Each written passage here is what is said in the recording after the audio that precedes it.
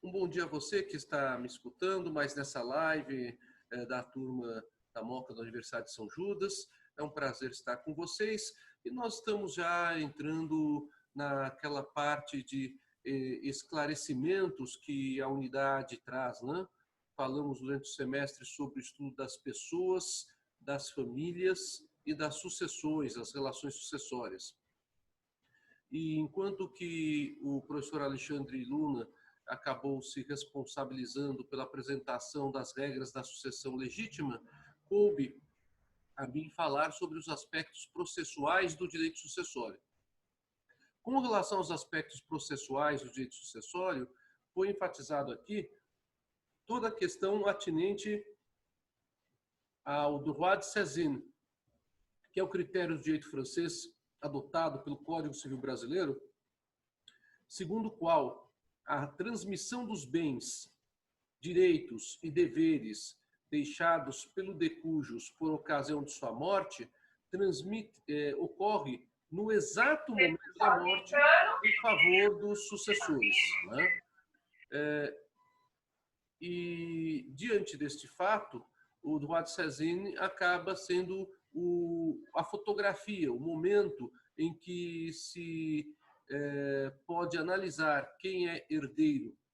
Aí conversamos que nós temos duas grandes categorias de morte. A morte real, que é declarada pelo médico e que consta do registro de óbito, inclusive com a causa da morte, em virtude da análise médica feita sobre o cadáver. Uma análise que pode ser mais aprofundada ou não, então pode ensejar o laudo necroscópico ou algo mais simples, uma simples declaração de morte por um simples exame ou vistoria. E nós temos também a situação da morte presumida, onde nós não temos o cadáver do decujus localizado, e então alguém precisa substituir a vontade do médico. Este alguém será o juiz, quando ele for instado para isso. E que há dois processos que trabalham com a morte presumida. Um bastante célere, bastante sumário, porque há provas pré-constituídas de que a pessoa teria desaparecido em um grave acidente, um naufrágio, um desastre, um tsunami, decorrente de algum fenômeno natural, por exemplo, que envolve, então, a possibilidade do juiz, com base nos elementos que são trazidos à colação, justificar a morte por desaparecimento. Esse é um processo rápido. E outro, um processo bem demorado que estudamos de morte presumida, que é o processo de ausência.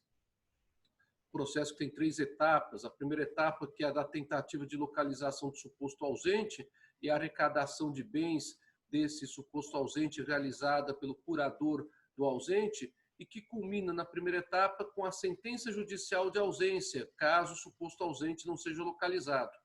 E 1 ano depois dessa sentença, se possibilita a abertura da sucessão provisória dos bens por qualquer interessado, herdeiros ou credores.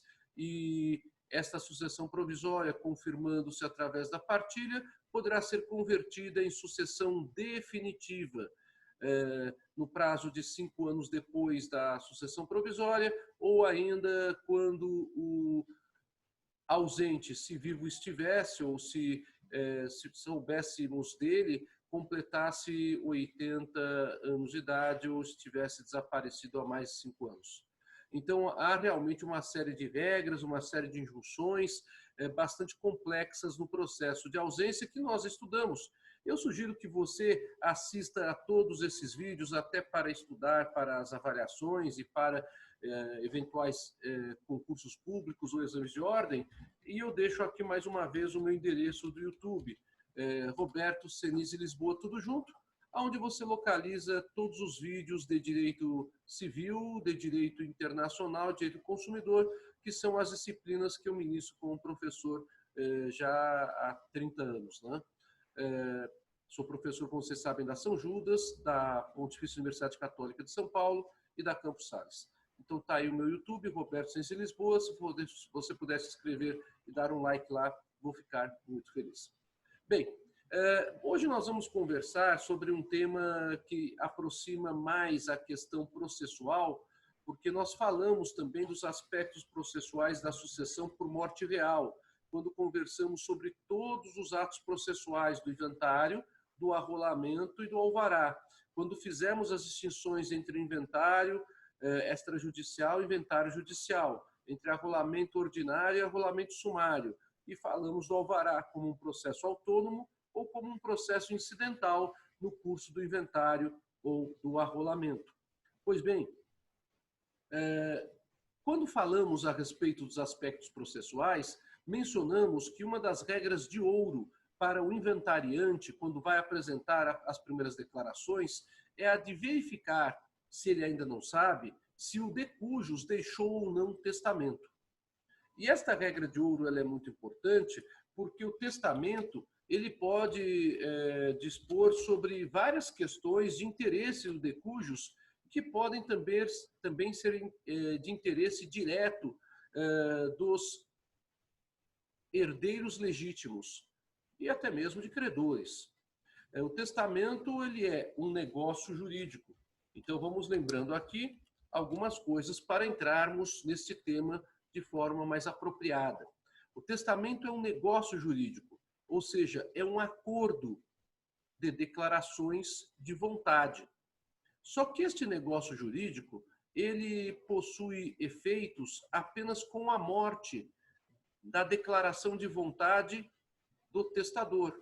Apenas com a morte do testador, por enquanto há apenas a declaração de vontade dele, que se pode reputar válida e eficaz, é que se abrirá a sucessão e que se proporcionará à pessoa que é contemplada em testamento o direito dela dizer se ela aceitará a contemplação testamentária ou se ela renunciará à sucessão testamentária. Então, por isso, fala-se que o testamento possui a natureza jurídica de negócio jurídico mortis causa ou causa mortis, porque ele apenas gera efeitos com a morte do testador. Esse dado é muito importante porque a declaração última de vontade do testador, ela não tem ainda eficácia. Isso significa que o testador pode, depois de testar, se arrepender, modificar o testamento ou simplesmente revogar o testamento. Há um princípio no direito sucessório com relação à sucessão testamentária, que é o princípio da autonomia da vontade do testador. O testador, então, tem, de início, liberdade plena para dispor aquilo que bem entender em um testamento. Claro que há limitações, porque o direito à liberdade não é 100% absoluto, assim como não é 100% absoluto nenhum direito. Curiosamente, nós vivemos tempos de sociedade contemporânea onde as pessoas acham que podem falar o que bem entender. Talvez seja o fruto dessa liberdade, dessa universalização que a internet traz a todos. Mas não existe isso no direito. Até o direito à vida, que é o bem juridicamente mais relevante que há nas sociedades em todas as partes do planeta, possui exceções. Tanto nos estados que aplicam a pena de morte, como alguns estados norte-americanos, alguns países asiáticos, como também temos as exceções para o direito à liberdade em todas as suas matizes. Por exemplo, a liberdade de locomoção é um direito, mas há, por exceção, determinadas situações em que não há condições da pessoa se locomover, como, por exemplo, para entrar e sair de uma propriedade privada quando ela não tem autorização nem para a entrada e nem para a saída dessa propriedade privada. Então, a liberdade de expressão, ela também tem uma série de limites, como todos os direitos têm limites. Então, quando se fala em direito absoluto, por exemplo, fala-se que o direito à vida é um direito absoluto, fala-se que o direito de propriedade é um direito absoluto, fala-se que o direito à liberdade, por se tratar de um direito fundamental e direito absoluto, mesmo tudo que é caracterizado como absoluto, não é matematicamente 100% absoluto.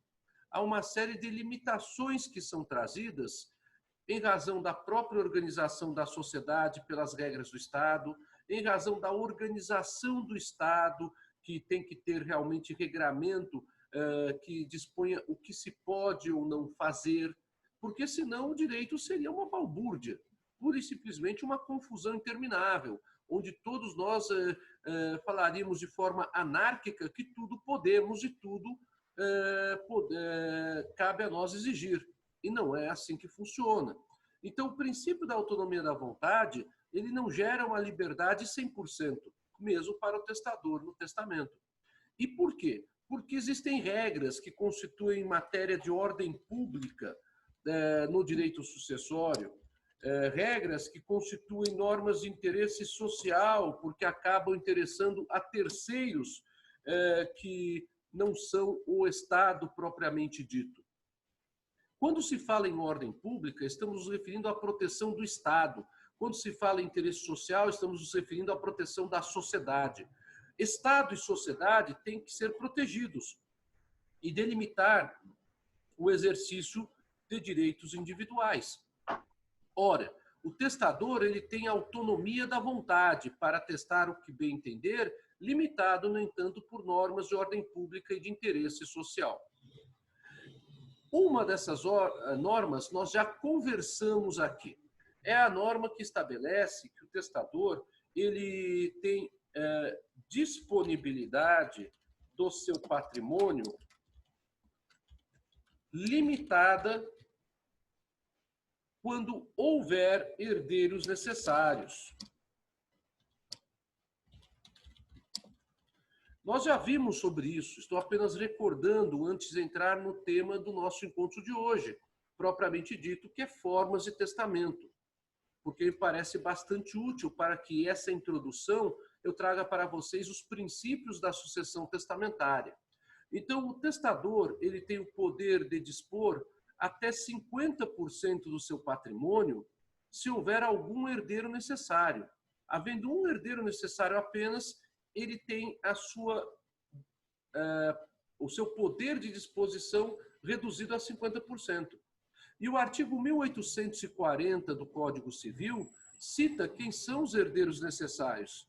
São eles os descendentes, os ascendentes e o cônjuge sobrevivente. Ora, se houver um só desses herdeiros necessários, o testador apenas poderá dispor até a metade do patrimônio que ele dispuser.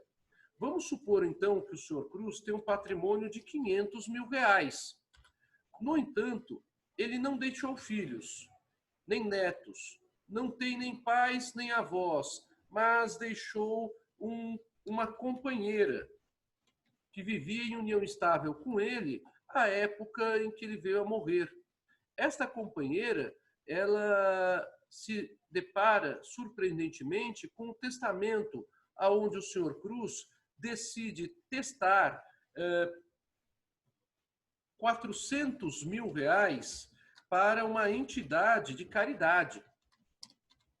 Nós falamos nas aulas passadas que o testamento pode contemplar até mesmo pessoa jurídica e não apenas pessoas físicas. Ora, se o patrimônio total do senhor Cruz é de R$500 mil e ele contempla R$400 mil a uma entidade de caridade, isto significa que ele está violando aquilo que a norma de ordem pública traz, que é o seguinte: havendo algum herdeiro necessário, o testador apenas poderá dispor até a metade do seu patrimônio. A metade de R$500 mil é R$250 mil. Logo, ele apenas poderia dispor de R$250 mil pelo testamento. E os outros R$250 mil seriam destinados aos herdeiros necessários.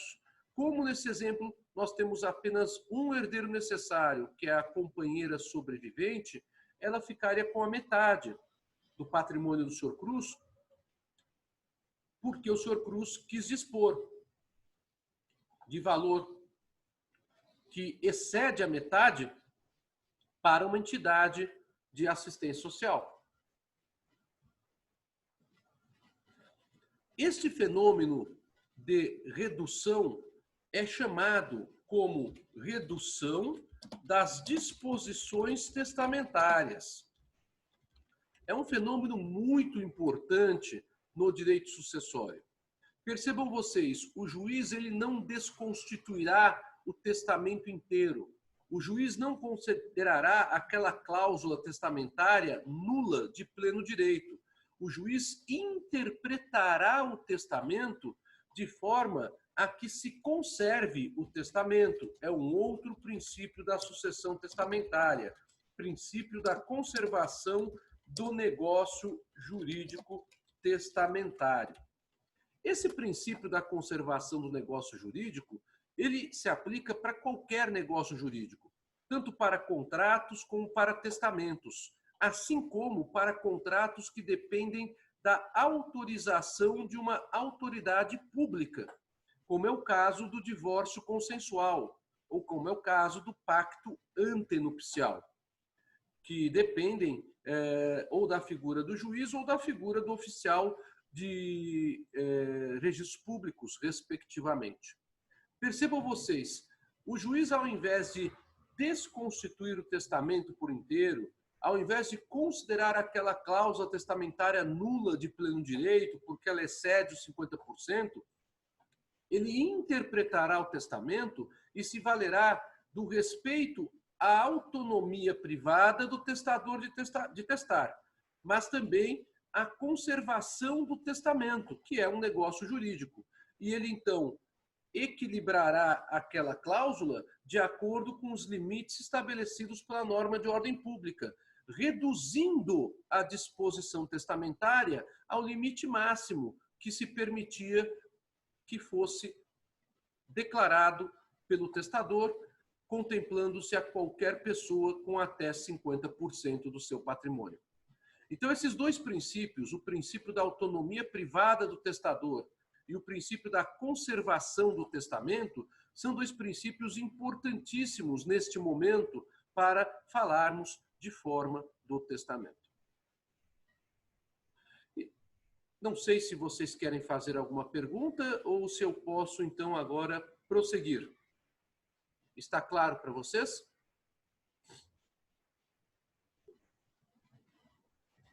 Então, vamos prosseguindo.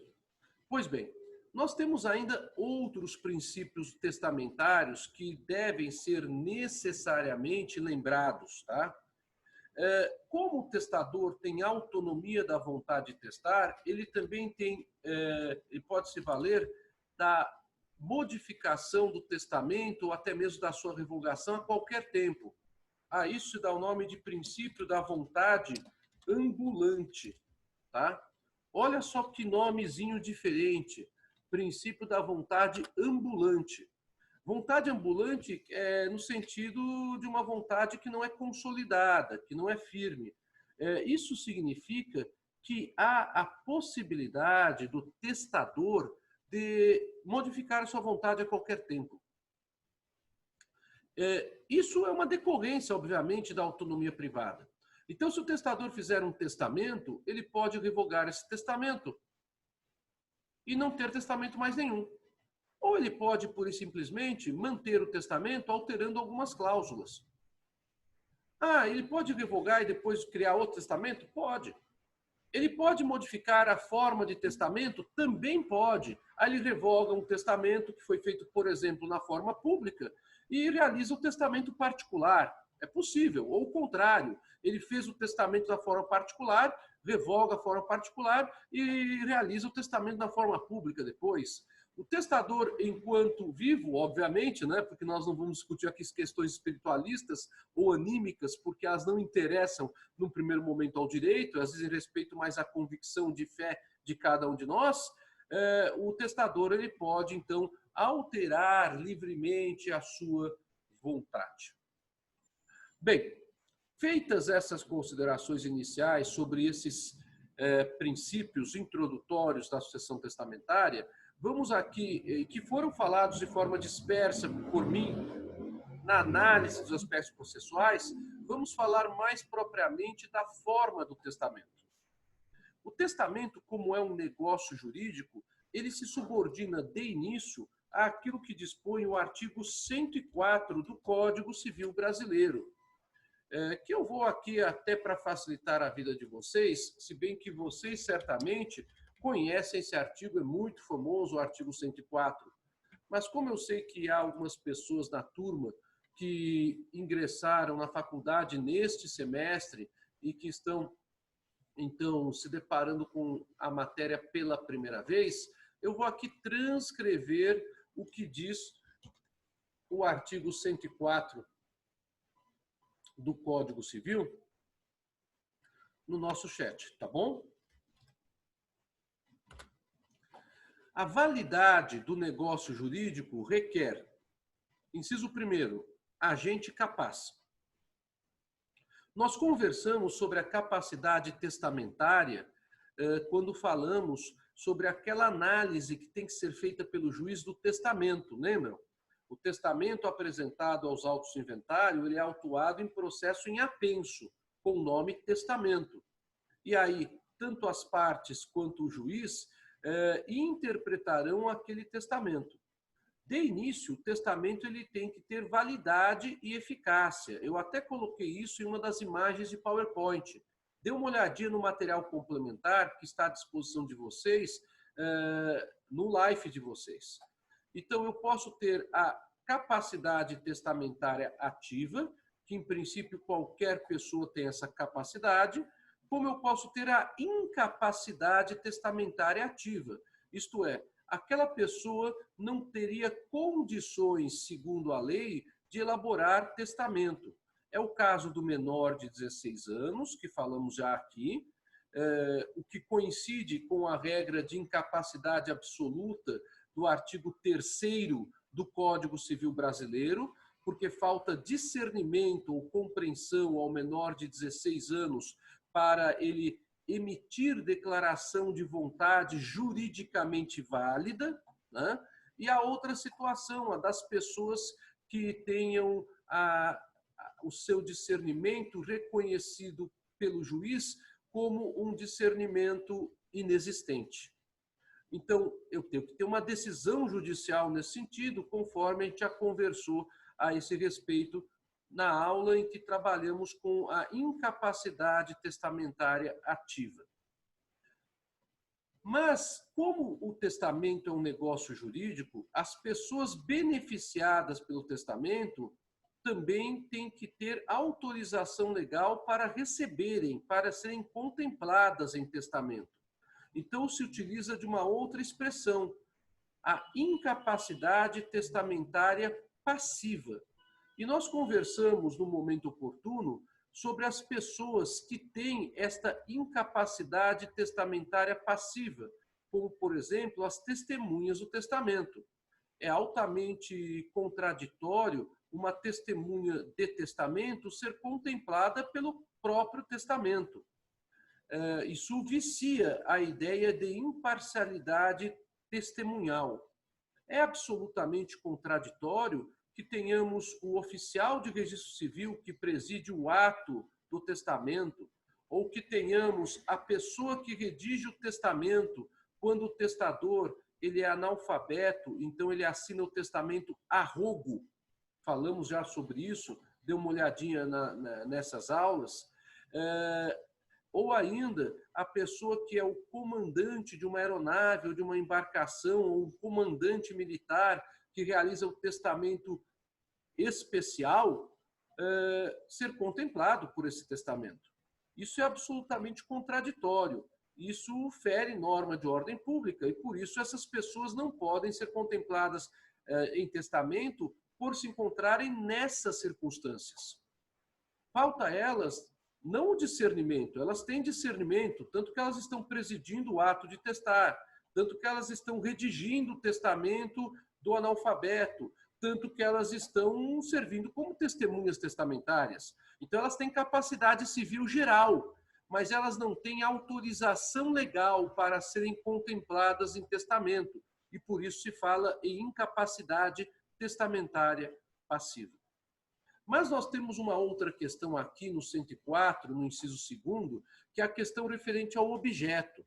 Essa questão é uma questão também de ordem geral do Código Civil Brasileiro para qualquer negócio jurídico, inclusive para o testamento, segundo a qual o objeto do testamento deve ser lícito, possível, determinado ou determinável.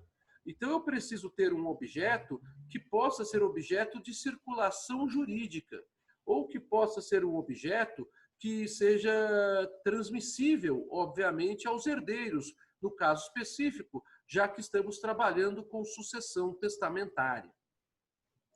O que foi levantado pela Monique no início da aula de hoje diz respeito à questão da forma do testamento.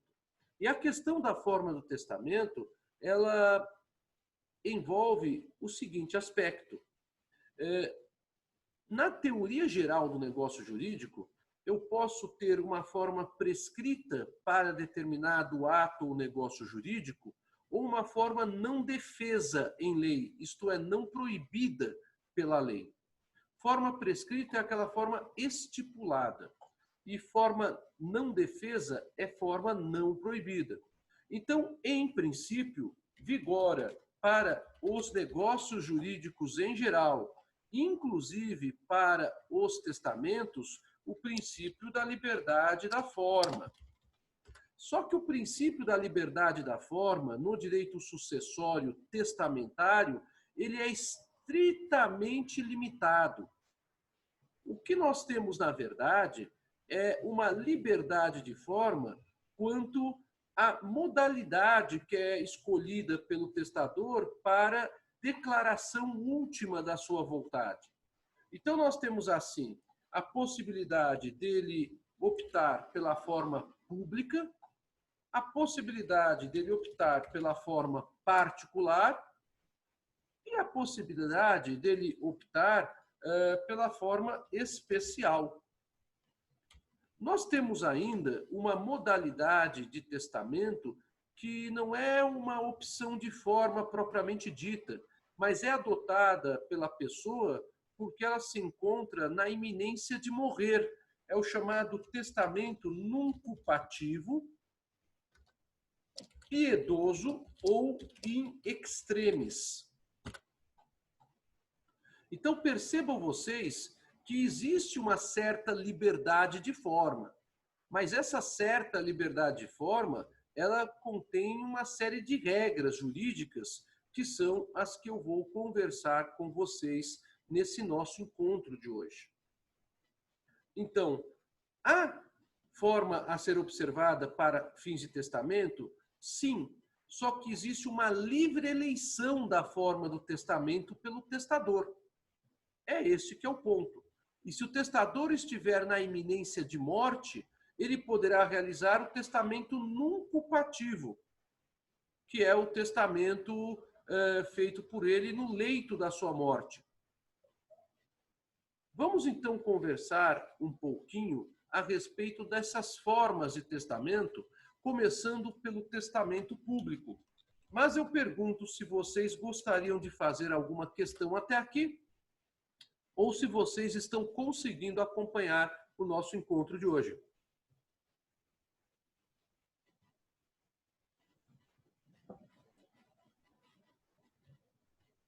Tudo certo? Então, tá bem. Então vamos lá. O testamento público é o testamento realizado perante tabelião. Porque é o testamento que é feito mediante a lavratura de uma escritura pública. Quem lavra a escritura pública é o cartório de notas. Então, a lavratura da escritura pública é o elemento que acaba distinguindo aqui o testamento público do testamento privado. No testamento público, então, existe uma pessoa que preside o ato de testar que possui poderes delegados do Estado. Esta pessoa é o oficial de registros públicos, ou quem faça as vezes dele. em razão de autorização feita com relação a isso. Quais são os elementos de um testamento público? Os elementos de um testamento público são, em primeiro lugar, a lavratura desse testamento em um livro próprio de registros.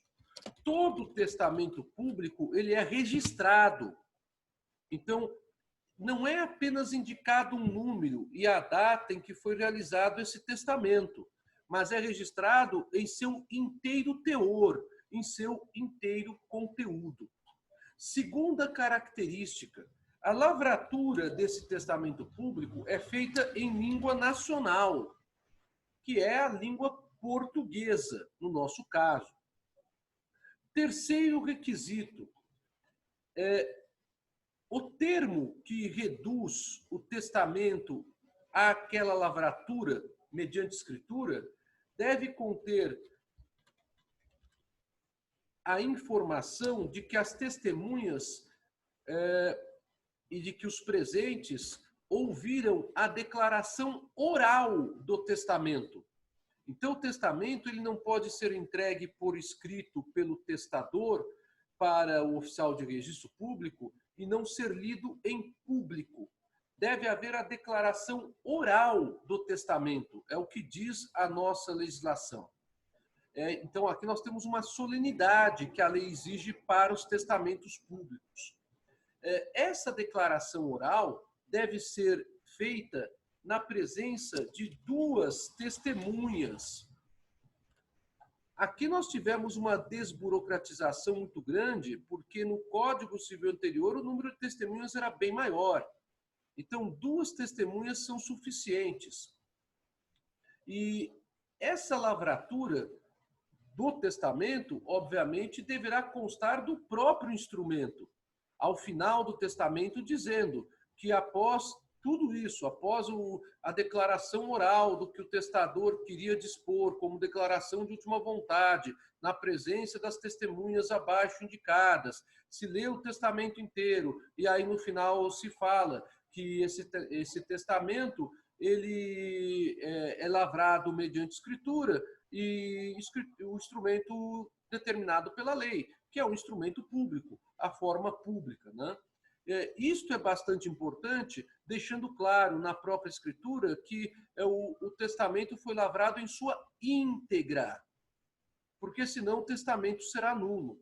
Então, essas informações constituem solenidades indispensáveis que devem constar expressamente da escritura, né? Existe um princípio jurídico sobre o testamento que é um princípio que vem desde o direito antigo. O testamento é unus actus, isto é, o testamento deve ser interpretado como um único ato. Então, deve haver nesse único ato tudo isso que eu estou falando para vocês.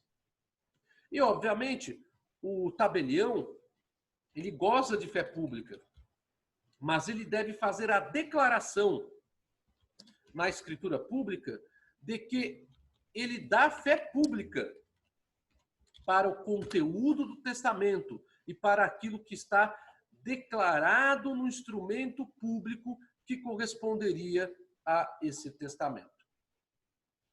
Percebam vocês, então, que existe uma solenidade que deve ser observada no testamento público e que não pode ser deixada de lado. Bom, há algumas questões que envolvem o testamento público e que podem eventualmente ser solicitadas de vocês, mas que são facilmente respondidas porque se encontram expressas no Código Civil Brasileiro. Mas vamos a elas. A primeira questão, o cego pode testar? A resposta é sim, o cego pode testar. E pode testar na forma pública. Até mesmo porque o testamento na forma pública deve ser lido em voz alta, na presença do testador e de duas testemunhas. Então, obviamente, há a possibilidade do cego testar. A diferença é que, com relação a esta pessoa que tem essa deficiência, a leitura do testamento não será feita apenas uma vez, mas será feita 2 vezes. É isso que a lei civil exige. Então, a leitura passará a ser feita por 2 vezes e por 2 pessoas diferentes. A primeira pessoa, que é o próprio oficial que preside o ato. E a segunda pessoa, uma das testemunhas que o próprio oficial convidar para que proceda a leitura do testamento público. Então, a lei procura, assim, garantir uma maior compreensão daquilo que foi redigido no instrumento público pelo declarante, pelo testador, que é cego. Então, no caso do testador cego, a leitura ocorrerá 2 vezes em voz alta e na presença das testemunhas. E do próprio testador, claro. Uma das vezes pelo oficial de juízo público e a segunda vez por uma das 2 testemunhas. O surdo. O surdo, ele pode testar? Sim, o surdo pode testar, mesmo que ele não saiba ler. Eu tenho a questão do surdo que sabe ler e do surdo que não sabe ler.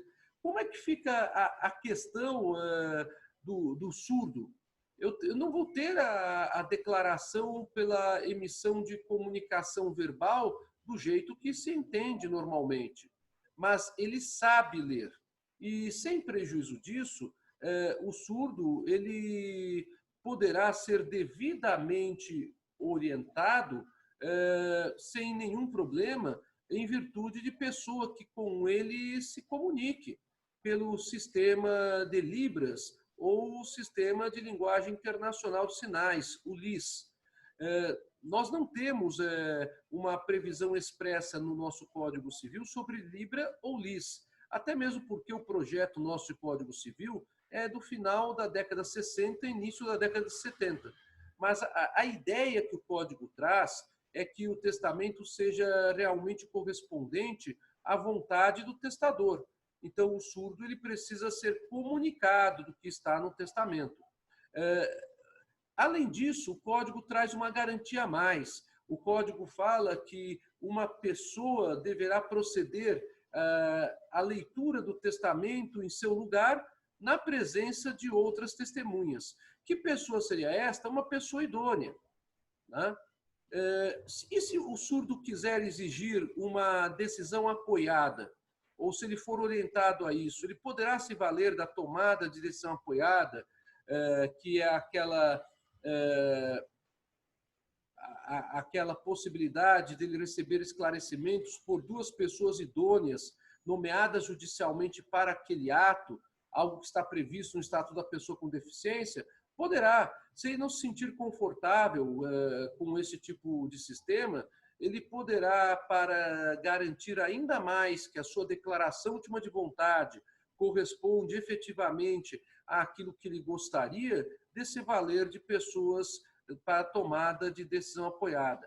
Lembre-se que pessoas com deficiência não são incapazes, mas elas podem se valer desse mecanismo da tomada de decisão apoiada para confirmar se a vontade por elas declarada está realmente correspondendo àquilo que consta em um instrumento jurídico. No nosso caso, o testamento aqui que eu acabei de falar. Bem, a ausência de qualquer das formalidades de um testamento público, ela acarreta a nulidade do testamento. Aqui nós temos uma sanção grave. Imaginem vocês, o testamento público, ele não observa a uma dessas questões que acabei de falar para vocês. Qual que é a sanção civil? Nulidade.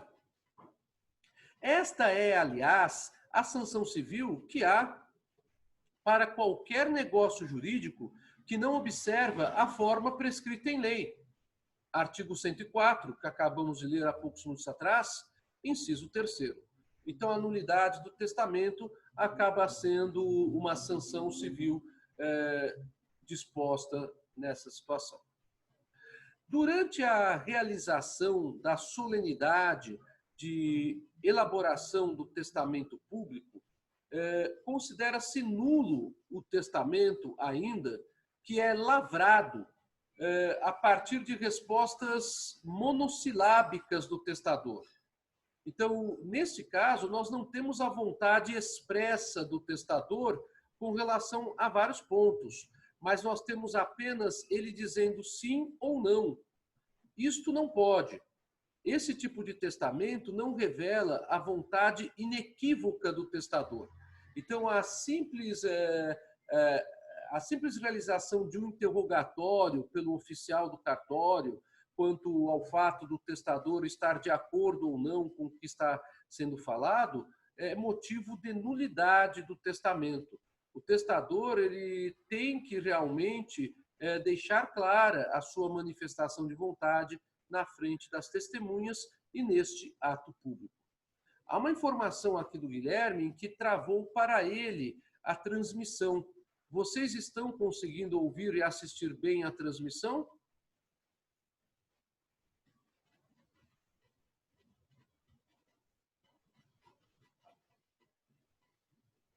Sim? Professor, bom dia. Bom dia, Débora. Tudo bem? Tudo bom? Tudo bom. Bem. Acho que foi só naquele momento que o senhor colocou sobre nulidade do testamento. Naquele momento deu uma cortada e voltou.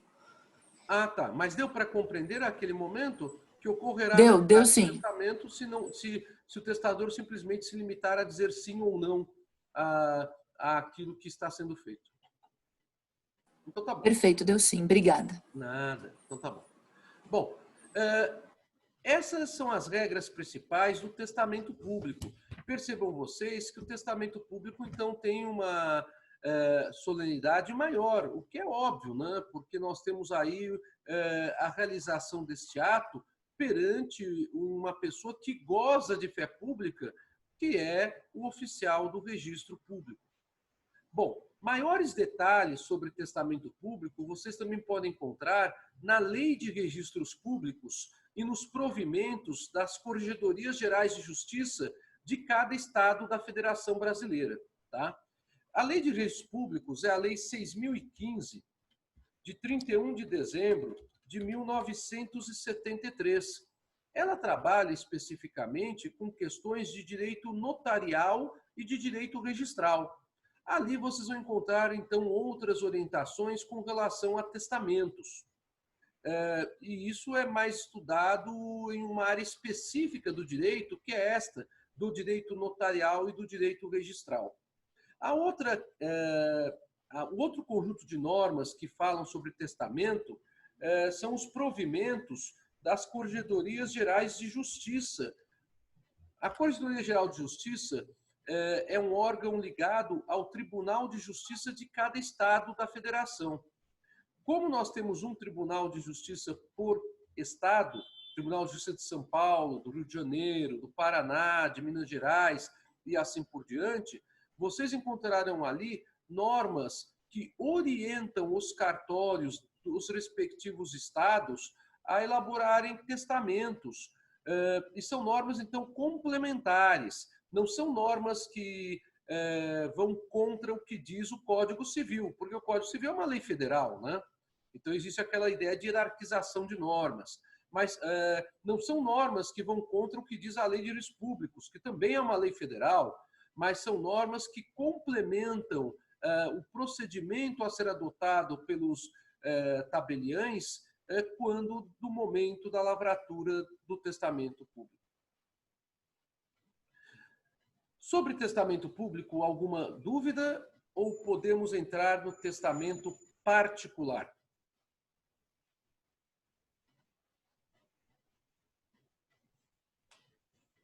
Tudo isso vocês encontram em qualquer curso de Direito Civil. Toda a matéria deste semestre que vocês tiveram comigo com o professor Alexandre, vocês encontram, por exemplo, no meu curso de Direito Civil. A parte referente a pessoas, o volume 1º do meu curso. E a parte referente à família e sucessões, no volume 5 do meu curso. Tá bom? Meu curso de Direito Civil teve a sua última edição editada pela editora Saraiva, né? Então, fica também à disposição de vocês. Ele está, inclusive, na biblioteca da São Judas. Eu não sei se atualmente está na virtual, já esteve na virtual. Então, vamos seguindo falando sobre outras modalidades de testamento. Vamos falar sobre o testamento cerrado. Estamos agora nas modalidades particulares de testamento. O testamento cerrado é, na verdade, uma modalidade particular de testamento, porque a declaração última de vontade ela é realizada pelo testador de forma particular, de forma privada. O que é testamento cerrado? Testamento cerrado é também chamado de testamento místico ou secreto. Já deu para perceber que nesse testamento deve ter algum fato revelador que muita gente da família ou alguns da família do testador não vão gostar, né? Esse testamento, ele é aprovado, lacrado e registrado junto ao cartório de notas. Percebam vocês, eu não tenho aqui uma leitura pública do testamento. Por isso que o testamento ele é particular. Só que é um testamento que é lacrado e registrado pelo cartório de notas. Então, o que acontece? O testador elabora o testamento, submete o testamento ao oficial de registro público. O oficial de registro público lerá o testamento para verificar se o conteúdo dele está claro e observa minimamente o que a legislação nossa estabelece quanto à declaração de vontade do testador. E o tabelião, então, ele fará o quê? Aprovará a forma do testamento. Ele não é um censor do conteúdo diretamente, né? Ele aprovará a forma, porque o conteúdo ele será apreciado pelo juiz quando houver a apresentação desse testamento ao juízo do inventário. Então, nesse testamento, o testador dará conhecimento do seu conteúdo apenas para o oficial de registro público, para mais ninguém. Ele aprovará, lacrará. O lacre antigamente era um lacre mesmo de testamento. Atualmente o lacre acaba sendo realizado até mesmo com arquivo criptografado, né? É o direito digital, é a evolução das sociedades da informação, né? E registrado no livro físico ou eletrônico do cartório como um testamento cerrado. Esse testamento ele é mantido, quanto ao seu conteúdo, em absoluto segredo. E o testador, se não modificar o testamento ou se não revogar o testamento, terá este testamento cerrado como a sua última declaração de vontade. Imaginem a bomba. O testamento acaba sendo revelado, ele existe, e aí vamos para as surpresas, né? O testamento ele vai ser apresentado ao juízo do inventário. Ele será, obviamente, apensado ao processo de inventário.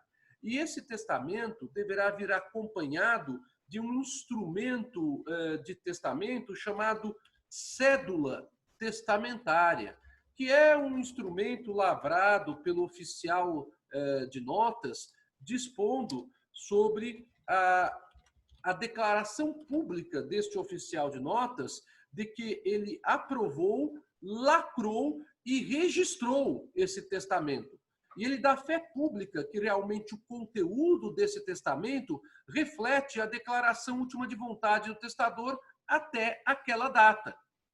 Essa cédula testamentária ela é apresentada junto com o testamento cerrado no processo em apenso dos autos de inventário. Quais são os requisitos legais do testamento cerrado, também chamado de testamento místico ou secreto? Primeiro requisito. A entrega do testamento ela é feita pelo testador ao oficial na presença de duas testemunhas.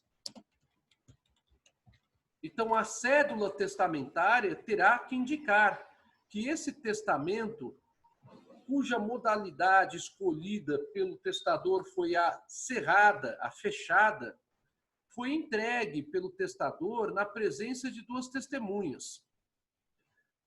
Segundo requisito, a declaração de que o testamento apresentado pelo testador é dele próprio. Essa declaração, que integra a chamada cédula testamentária, é uma declaração assinada pelo testador. E que ele, testador, quer que esse testamento seja aprovado pelo oficial de registros públicos nesta forma, de testamento cerrado, místico ou secreto. Terceiro requisito, a lavratura pelo oficial do auto de aprovação. O auto de aprovação é um outro documento que integra essa cédula testamentária, que deve ser apresentada junto com o testamento cerrado ao juízo do inventário. Por que existe a lavratura do auto de aprovação? Porque o testador deu o testamento para que ele fosse analisado pelo oficial de registros. Mas o oficial de registros não pode transcrever o teor desse instrumento, mas ele pode dizer que aprovou esse instrumento porque estaria em conformidade com a legislação vigente. Percebam o dever de confidencialidade, o dever de sigilo que tem o oficial de registros públicos com relação ao testamento cerrado. Por isso que é um testamento particular, mas é um testamento particular submetido ao oficial público. Além disso, o oficial público deverá dizer que leu os termos do testamento na presença das duas testemunhas. Percebam vocês que essa leitura não desnatura a ideia de que o testamento ele é um testamento particular, porque as duas testemunhas do ato, elas também deveriam manter esse dever de confidencialidade. É um dever legal que se impõe a essas testemunhas do ato. E esse testamento deverá conter esta declaração do oficial de registros públicos. E, por fim, a assinatura do auto de aprovação pelo oficial do cartório, pelo testador e pelas duas testemunhas, indicando-se, então, o local, o dia, o mês e o ano em que houve o auto de aprovação. E a entrega, obviamente, do testamento que está ali agora no cartório, aguardando que ele seja trazido ao juízo de inventário com a morte do testador. Antigamente, como não existia o sistema eletrônico de informação cartorária e de lavratura de atos, todos esses atos eram feitos na forma manual. E o testamento ele era cerrado até mesmo manualmente. Estou me referindo antigamente mesmo. Ele era costurado. O testamento ele era costurado. E aguardava-se o momento da abertura do testamento, né? Hoje em dia não é mais assim. Bom, vamos a algumas regras com relação ao testamento cerrado que se encontram no Código Civil. O testador parece cena de filme, é verdade, parece cena de filme. O testador ele deve saber ler, porque o testamento aqui ele é um testamento que envolve, obviamente, todo esse caráter de mistério, né? Então, se o testador não souber ler, esse testamento será nulo, porque haverá um fundado receio de que haveria indícios de uma eventual manipulação da declaração de vontade do testador. Então, a lei estabelece que não cabe testamento cerrado a roubo. Vocês se lembram que minutos atrás eu falei que cabe o testamento público a rogo. O testamento cerrado não cabe a rogo. Tá? Outra questão. O testamento cerrado ele não pode ser aberto antes da morte do testador. A abertura indevida do testamento cerrado antes da morte do testador importa na sua revogação. Então, considera-se revogado o testamento se houver a abertura do seu conteúdo antes da morte do testador. Obviamente, se essa abertura do seu conteúdo foi uma abertura feita pelo próprio testador, haverá uma revogação voluntária. Mas se essa abertura foi feita por terceiro, esse terceiro responderá por isso, tanto civil quanto criminalmente, né? Então haverá possibilidade de responsabilidade civil pelos atos praticados por aquele que abre indevidamente o testamento cerrado. O surdo-mudo, ele pode celebrar o testamento cerrado desde que o escreva totalmente e o assine à mão. Então, com relação ao surdo-mudo, nós temos uma outra regra que o Código Civil traz. O surdo-mudo, sabendo escrever, ele poderá escrever o testamento cerrado normalmente, bastando então que ele o escreva na totalidade e que o assine à mão. Percebam vocês que eu falei que o analfabeto não pode realizar testamento cerrado. A mesma regra se aplica ao cego em virtude da exigência formal que o testamento cerrado traz. Bom, o testamento cerrado, obviamente, ele é feito porque ele envolve uma série de mistérios, como reconhecimento de filho ou de filha até então desconhecido pela família, como uma informação sobre uma situação financeira do testador que era desconhecida da família, seja uma informação financeira muito boa ou boa quanto a acréscimo patrimonial, ou seja, uma informação negativa ou muito negativa, como a insolvência do testador. Então, tudo isso acaba sendo revelado por esse testamento cerrado. Claro que isso poderia ser revelado no testamento público, mas o testamento público ele não protege o testador de eventuais problemas familiares depois que ele realiza o testamento público, né? Então, aqui acaba sendo uma modalidade bastante interessante. Com a morte do testador, como eu falei para vocês, o testamento cerrado ele deverá ser apresentado ao juízo universal da sucessão, que é o juízo do inventário. E o juiz é quem determinará a abertura desse testamento. Não é o oficial de registro que determina isso. O oficial de registro foi simplesmente um depositário legal desse testamento. Caberá ao juiz determinar a abertura desse testamento e a abertura desse testamento importará na imediata análise se o testamento está em ordem ou não, se o testamento então está preenchendo os requisitos de validade, para que depois se passe à interpretação do conteúdo das cláusulas testamentárias, né? Então percebam vocês que é um testamento que às vezes dá muita dor de cabeça com modificações de várias expectativas de membros da família. Vocês querem que a gente dê um intervalo e voltamos falando das outras formas? Ou vocês preferem que eu prossiga com relação às formas? Que agora são 10h30 da manhã.